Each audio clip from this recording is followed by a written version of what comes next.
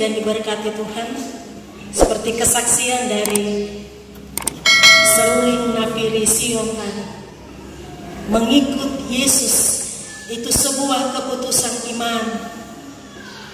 Mengikut Yesus itu keputusanku selama-lamanya.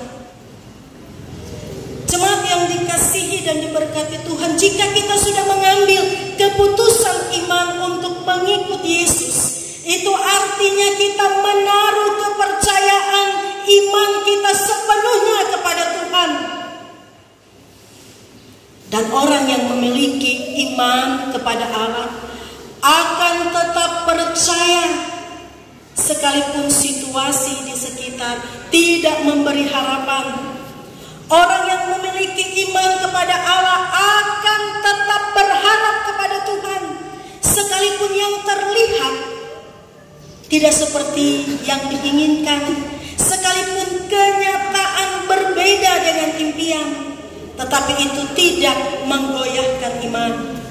Jadi sehebat apapun tantangan, sedahsyat apapun goncangan, orang yang mengandalkan Tuhan akan tetap tenang dalam pengharapan kepada Allah.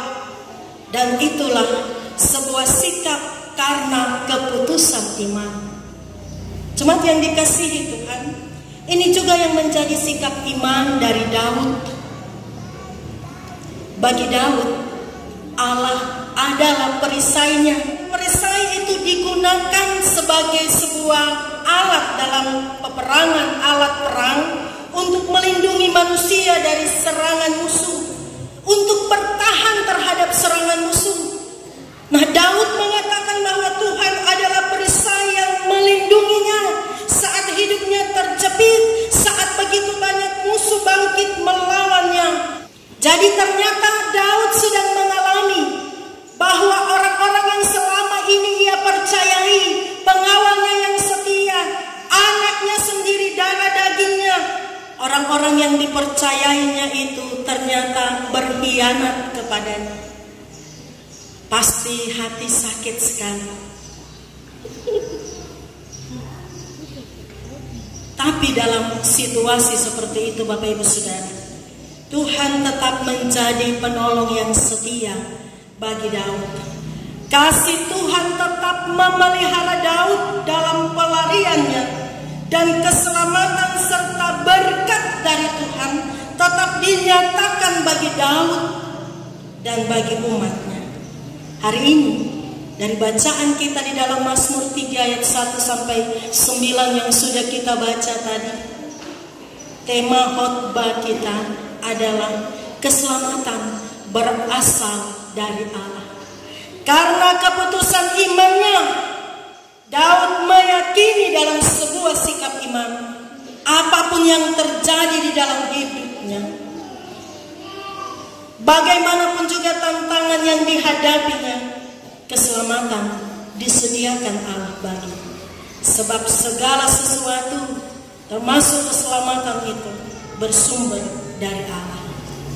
Jadi Bapak Ibu Saudara jemaat yang dikasihi Tuhan, Mazmur 3 ayat 1 sampai 9 ini adalah sebuah respons iman dari Daud atas peristiwa yang terjadi di dalam hidupnya. Kalau kita mau tahu peristiwa apa itu, Bapak Ibu bisa buka di dalam 2 Samuel pasal 14 sampai 19. Itu kisah yang dialami Daud, yang menjadi latar belakang Daud membuat Mazmur nyanyian ratapan ini. Apa yang terjadi yang sedang dialami Daud, Bapak Ibu Saudara? Absalom anak Daud, seperti yang saya sebutkan di awal tadi, melakukan kudeta. Artinya bahwa Absalom melakukan perebutan kekuasaan secara paksa dan tidak sah.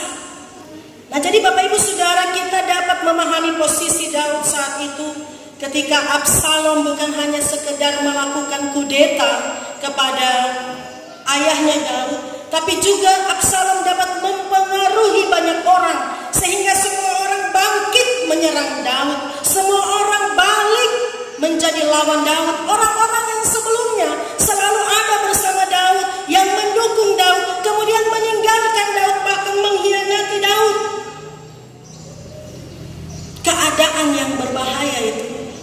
Daud melarikan diri. Bapak Ibu, Daud, raja yang hebat itu, melarikan diri karena pengkhianatan di dalam kerajaannya yang dilakukan oleh anaknya sendiri. Ketika melarikan diri itulah Daud mengubah Mazmur. Pasti saat itu Bapak Ibu Saudara, perasaan Daud sedang campur aduk. Ada ketakutan bagaimana nasib kerajaannya, tapi juga ada kesedihan karena ternyata anaknya sendiri yang menusuknya, yang menjadi lawan, mengkhianatinya. Tapi menarik Bapak Ibu Saudara, bahwa di dalam Mazmur yang disebut sebagai nyanyian ratapan ini, di tengah permasalahan yang dialami oleh Daud datang kepada Tuhan pagi hari. Daud bernyanyi bagi Tuhan. Daud berseru dalam doa memohon pertolongan Tuhan. Di tengah situasi dia melarikan diri padahal dirinya seorang raja, Daud mencari Tuhan. Daud berseru kepada Tuhan. Meskipun nyawanya terancam karena orang-orang terdekatnya hendak menusuknya, hendak menghancurkannya, tetapi ketika Tuhan menjadi perisai yang sesungguhnya bagi Daud, dia percaya musuh tidak dapat menghancurkannya. Beribu-ribu orang yang bangkit melawannya tidak akan membuatnya jatuh.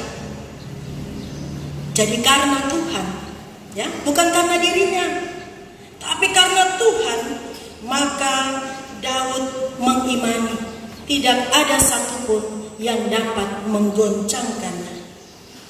Daud sungguh meyakini kasih dan pertolongan Tuhan. Bukan hanya untuk memberi perlindungan, tetapi juga untuk menjadikannya sebagai pemenang di tengah-tengah situasi ini. Jadi Bapak Ibu Saudara, nyanyian Mazmur ini disebut nyanyian ratapan, tetapi di dalamnya tidak melulu ratapan. Di dalamnya justru sebuah kesaksian iman. Di dalamnya justru sebuah doa permohonan. Di dalamnya justru sebuah sikap iman, keyakinan iman tentang Tuhan selaku penolong dan pemberi berkat. Tentang Tuhan yang memberi keselamatan. Jemaat yang dikasihi dan yang diberkati Tuhan,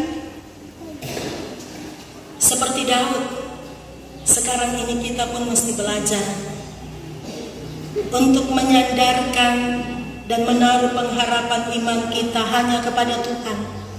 Untuk bergantung hanya kepada Allah saja.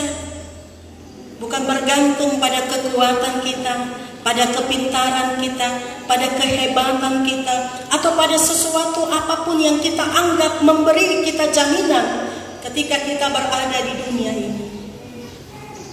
Jemaat Tuhan, sejarah memang mengajarkan bagi kita bahwa kita tidak dapat mempercayakan hidup kita sepenuhnya kepada sesuatu atau siapapun atau apapun juga di dunia ini.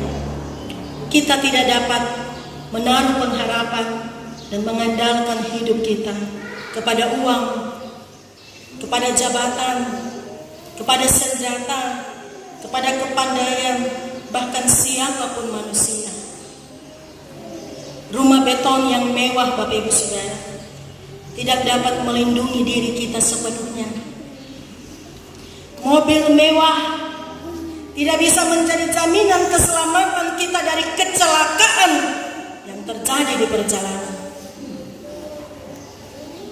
Pengawal pribadi pun belum tentu memberi keamanan 100%. Hanya Tuhan saja perisai yang membuat hidup kita aman dan jiwa kita tenang.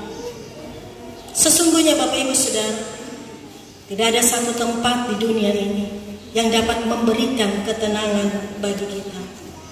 Tidak ada seorang pun di dunia ini yang bisa memberikan jaminan keselamatan bagi kita. Tapi di dalam Tuhan, seperti Daud, kita bisa bernyanyi, tenanglah kini hatiku, Tuhan memimpin langkahku. Artinya bahwa meskipun jalan di depan kita ini tidak pasti. Meskipun begitu banyak kendala pergumulan yang akan terjadi di depan kita, tetapi hati kita tenang karena Tuhan yang memimpin langkah kita. Maka saat ini bagian Alkitab yang diperdengarkan bagi kita, pengalaman iman Daud yang menjadi pelajaran bagi saya, Bapak Ibu Saudara, mengajak kita ketika Waropen akan menuju sidang sinode 18 tahun 2022. Saat situasi di sekitar kita seolah-olah tidak memberi harapan, saat jalan di depan kita seolah-olah tidak pasti, tapi ketika Tuhan memilih kita, memilih saya, Bapak Ibu Saudara, sebagai pelayan firman, sebagai penatua Siamas, untuk ada dan mempersiapkan Waropen dalam maksud besar Tuhan, maka itu sebuah anugerah. Ketika Tuhan memilih Waropen di dalam keterbatasan, di dalam kekurangan yang dunia lihat saat ini, Allah mau kita mengandalkannya sebagai satu-satunya perisai. Seperti Daud, semua orang bangkit menyerangnya. Bahkan orang-orang yang bangkit menyerangnya itu mengatakan tidak ada lagi pertolongan dari Tuhan. Tetapi Daud tetap percaya pertolongan dan berkat Tuhan. Tuhan sudah pilih Waropen, Bapak Ibu Saudara.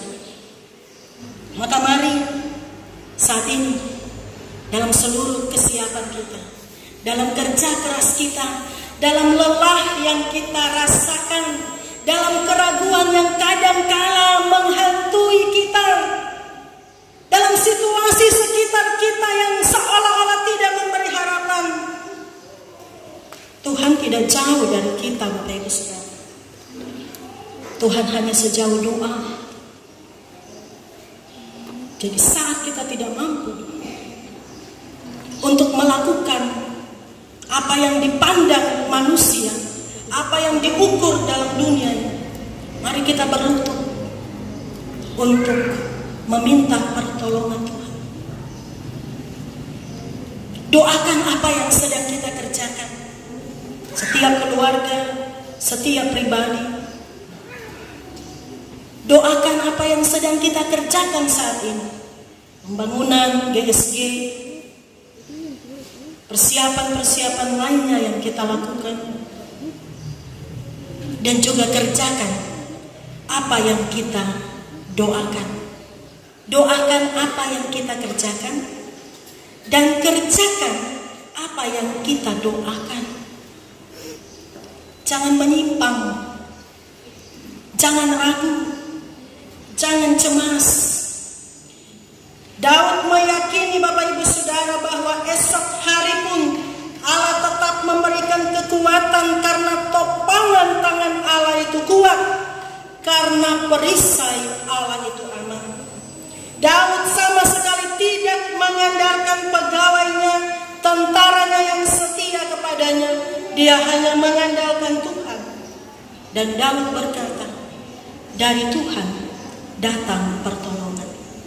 Menuju sidang sinode, dan di tengah pergumulan kita masing-masing, setiap pribadi, setiap keluarga, dalam kerja, dalam rumah tangga, dalam hidup berjemaat, dalam hidup bermasyarakat, dalam pergumulan di Waropen, dalam pergumulan di Papua, mari katakan, dari Tuhan datang pertolongan. Mari katakan menuju sidang sinode 18 tahun 2022, Waropen bisa karena Tuhan. Bukan karena Waropen, bukan karena uang, bukan karena kerja panitia, bukan karena jemaat Alfa Omega Paradoi hebat. Waropen bisa karena Tuhan. Tuhan memberkati kita dengan firman-Nya. Amin.